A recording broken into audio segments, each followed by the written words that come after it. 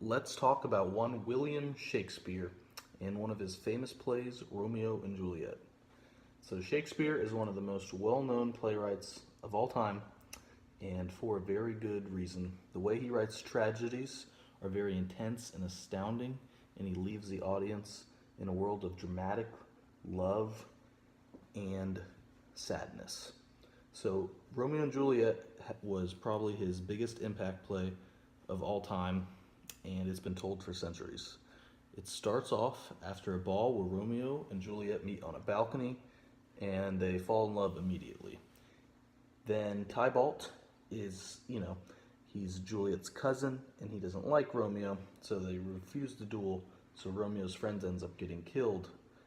Then Mercutio, which is Romeo's friend, is killed in battle. Romeo takes his revenge by killing Tybalt. So now there's bad blood between the two families, and Romeo and Juliet doesn't look like they'll be able to be together. So Juliet then seeks the help of Lawrence, who gives her a potion to mimic death. Romeo doesn't know that it's going to mimic death, however, so he finds a unconscious Juliet. Thinking she's dead, he takes his own life. It's very sad. Juliet wakes up with Romeo dying in her arms, and then cries out, "O true apocryphy, thy drugs are quick, thus with a kiss I'd die." So now they're both dead. It's very sad. The audience is in shock. It's quite the scene to see. All right. So let's take a look at Shakespeare's life. So he's definitely considered the greatest playwright in English history.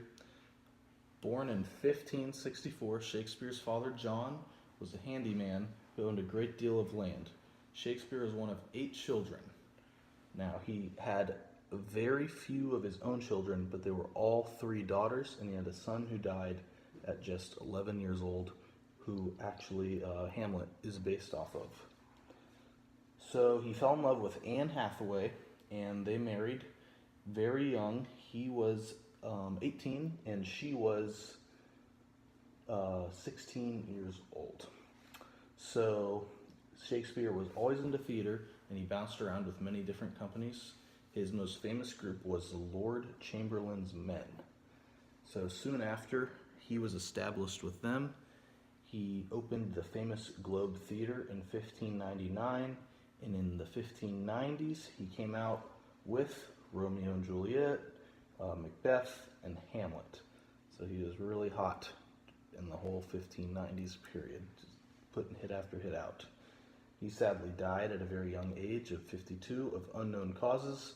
Historians believe foul play, but that's quite the conspiracy theory. So for its time, Romeo and Juliet was extraordinary and advanced. Even with its age difference, it holds up in today's time. In its prime, it changed the culture of England completely.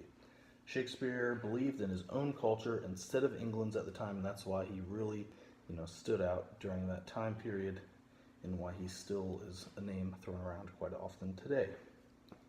So Romeo is 17, Juliet is 13, and that is something that doesn't hold up for today's time. The family's influence on the two lovers were, very extreme. That does hold up in today's time. It was so extreme, Juliet actually faked her own death. Choosing Shakespeare was, actually an easy decision, because he's definitely a playwright that has stood out to me, and, very well deserved. He's written so many famous ones like Macbeth and Hamlet and Romeo and Juliet, and he's even had movies inspired today about like Get Over It and 10 Things I Hate About You. So all in all, Romeo and Juliet was one of Shakespeare's greatest work, and it was an honor to get to learn about him.